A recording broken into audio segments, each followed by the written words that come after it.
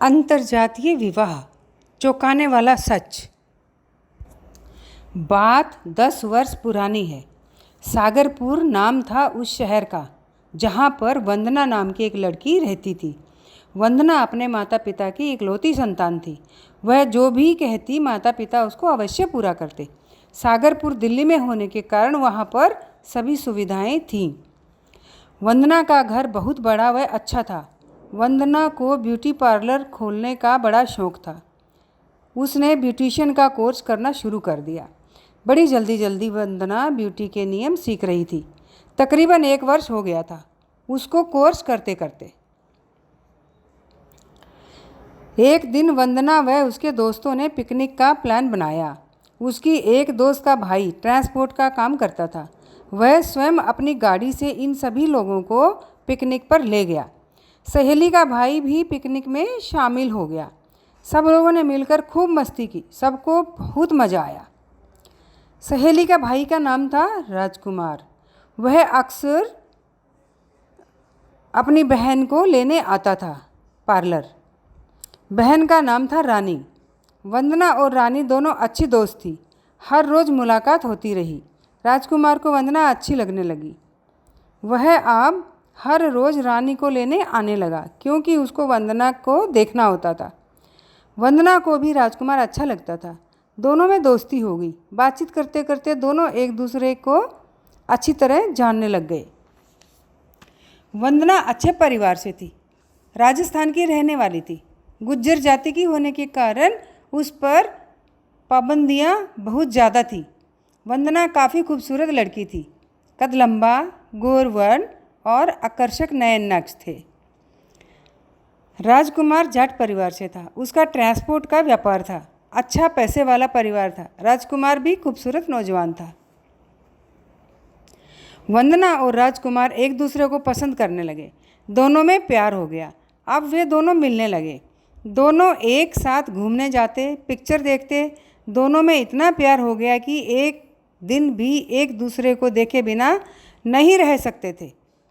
वंदना अक्सर रानी से मिलने का बहाना बनाकर राजकुमार के घर मिलने चली जाती थी। दोनों एक दूसरे को प्यार से देखते रहते थे।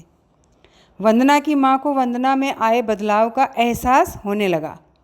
माँ तो माँ होती है, वो धीरे धीरे सब जान गई। माँ ने वंदना को समझाया कि राजकुमार हमारी जाति का लड़का नहीं है।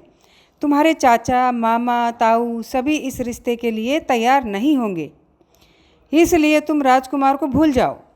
वंदना ने कहा कि वो राजकुमार को अपना दिल दे चुकी है और उसके बिना नहीं रह सकती। वंदना की माँ ने यह बात वंदना के पापा को बताई तो पापा बहुत ज़्यादा गुस्सा हो गए। उन्होंने वंदना को पार्लर भेजना बंद कर दिया। वंदना अब घर से बाहर नहीं जा सकती थी। वह घर में पड़ी पड़ी रोती रहती थी। राजकुमार से फ़ोन पर बात भी नहीं करने देते थे। अब तक वंदना के चाचा, मामा सभी प्यार के बारे में जान गए थे। सभी मिलकर वंदना के लिए अपनी जाति में लड़का तलाशने लग गए। उनको एक अच्छा पढ़ा लिखा लड़का अपनी जाति में मिल गया। उस लड़के का नाम था दीपक। दीपक मुंबई में सरकारी अफसर था। वंदना सुंदर थी, इकलौती संतान थी, पढ़ी लिखी थी, अतः दीपक को पसंद आ गई। चट मंगनी व पट ब्याह वाली कहावत सिद्ध हो गई। सभी रिश्तेदारों ने मिलकर वंदना पर दबाव बनाकर उसकी शादी दीपक से करा दी। वंदना रोते बिलखते ससुराल चली गई। मुंबई में दीपक को सरकारी मकान मिला हुआ था। दोनों को वहाँ भेज दिया। शादी तो परिवार के दबाव में आकर वंदना ने कर ली। वह दीपक को पति के रूप में स्वीकार नहीं कर पाई।